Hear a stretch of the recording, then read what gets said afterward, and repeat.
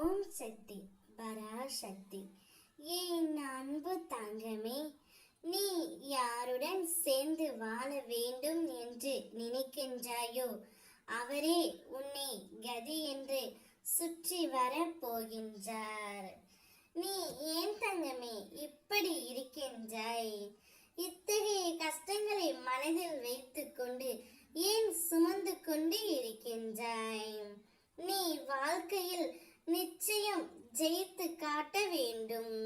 உனக்கு எல்லாமே தெரியும் என்பது போலவும் எதுவுமே தெரியாது என்பது போலவும் இருக்காதே தங்கமே.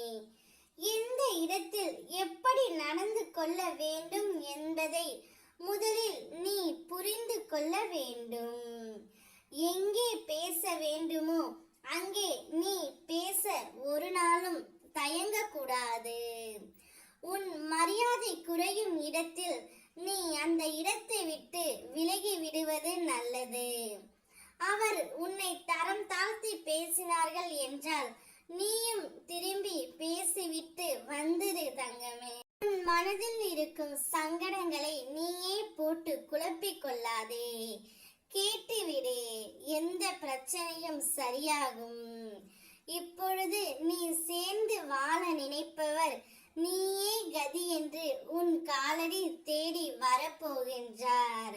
அம்மா, நான் போய் அவர்களை பார்த்து பேசிவிட்டு தான் வருகின்றேன். ஒரு நல்ல முடிவை அவர் இப்பொழுது எடுத்திருக்கின்றார். தானாகவே உன்னிடம் வந்து சேரப்போகின்றார். உனக்கு ஏதாவது மன கஷ்டம் என்றால், யாரிடமாவது பகிர்ந்து கொள்ள வேண்டும் என்றால் என்னிடம் வந்து அமர்ந்து என்னிடம் அனைத்தையும் கூறு தங்கமே. அம்மா, நான் உனக்கு அனைத்தையும் சரி செய்து கொள்கின்றேன்.